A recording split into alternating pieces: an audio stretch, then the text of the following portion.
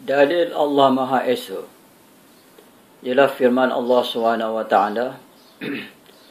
Qul huwallahu ahad.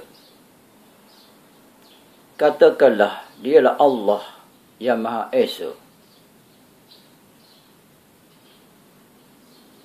Esa artinya Allah Maha Esa, artinya Allah satu, tunggal, tidak berbilang. Esa Allah artinya zat Allah itu satu, tidak berbilang. Sifat Allah juga Esa, perbuatan Allah juga Esa. Esa Allah SWT pada zat, pada sifat dan pada perbuatan. Dan lagi firman Allah, wa ilahukum ilahun wahid. Dan Tuhan kamu ialah Tuhan yang satu. Satu atau tunggal atau tidak berbilang atau Esa. Maha Esa. Maha Esa, Allah Esa Allah SWT pada zat, pada sifat dan pada perbuatannya. Dan dalil Allah SWT itu dan dalil mukhalafatuhu ta'ala lil hawadith, artinya bersalah-salahan Allah SWT dengan sekalian yang baharu. Artinya Allah SWT itu tidak sama dengan sekalian yang baharu. Allah itu tidak sama dengan sekalian makhluk. Allah itu tidak serupa dengan sekalian makhluk. Dalilnya ialah firman Allah SWT, Laisa kamitslihi syai'. Tiada seperti samanya sesuatu. Artinya Allah tidak seperti sesuatu. Allah tidak sama dengan sesuatu. Allah tidak seperti makhluk. Allah tidak sama dengan makhluk. Allah tidak serupa dengan makhluk. Sama ada zatnya atau sifatnya atau perbuatannya tidak sama dengan makhluk. Dan lagi firman Allah, walam yakul lahu kufuwan ahad. Dan tiada baginya serupa sesuatu. Jadi Allah tidak serupa sesuatu, tidak sama sesuatu, tidak setara sesuatu, tidak sebanding sesuatu, tidak seumpama sesuatu, tidak serupa dengan sekalian makhluk, tidak sama dengan sekalian makhluk, tidak setara dan sebanding dengan sekalian makhluk, tidak seumpama dengan sekalian makhluk.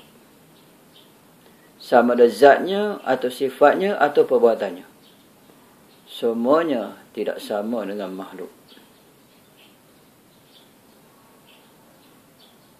Itulah dalil naqlinya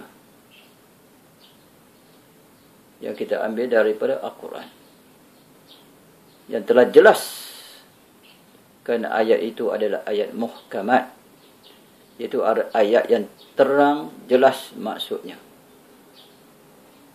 Tidak perlu lagi nak dihurai-hurai, tidak perlu lagi nak ditakwil. Ayat muhkamat, ayat yang terang dan jelas maksudnya, adalah menjadi ummul kitab, iaitu ibu kitab.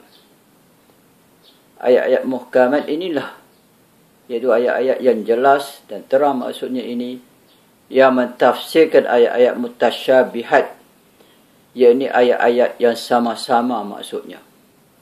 Ayat-ayat yang mempunyai lebih daripada satu maksud.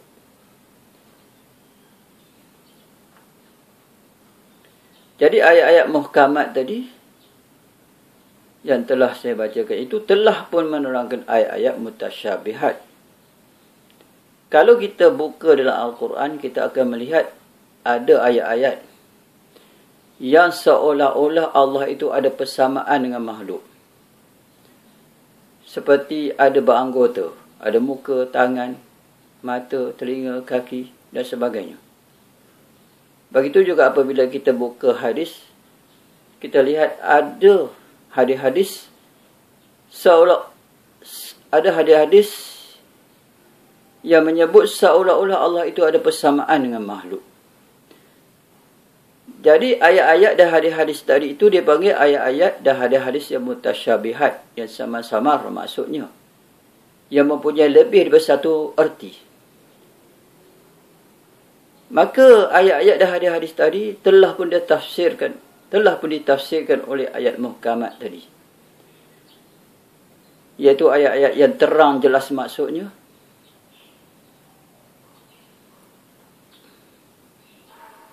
Ayat-ayat yang jelas dan terang maksudnya,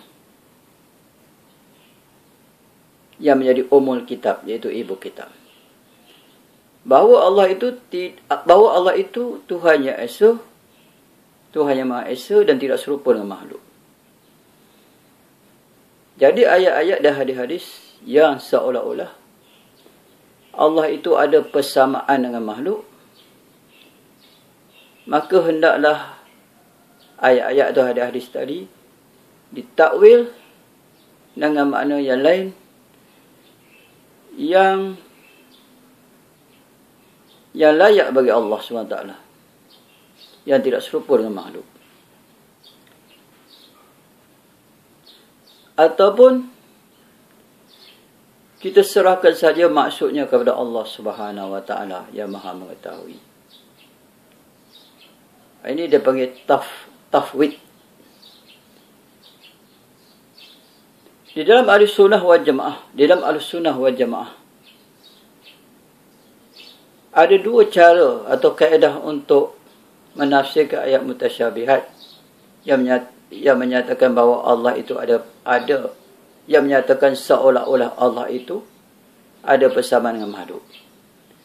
Sama ada tersebut dalam Al-Quran ataupun hadis yang mutasyabihat, yang seolah-olah Allah itu ada persamaan dengan makhluk. Cara yang pertama tadi, yang telah saya sebutkan tadi, saya ulang semula, iaitu cara takwil. Takwil iaitu kita ubah maknanya kepada makna lain yang layak bagi Allah, yang Maha Suci daripada serupa dengan makhluk. Cara yang kedua ialah tafwid, iaitu kita meyakini dalam hati kita bahawa Allah tidak serupa dengan makhluk. Maha Suci Allah daripada serupa dengan makhluk. Dan kita serahkan maksud ayat tadi itu kepada Allah. Allah saja yang mengetahui maksudnya. Cukup. Habis. Setakat itu. Jadi, sama ada kita mentakwil ayat tadi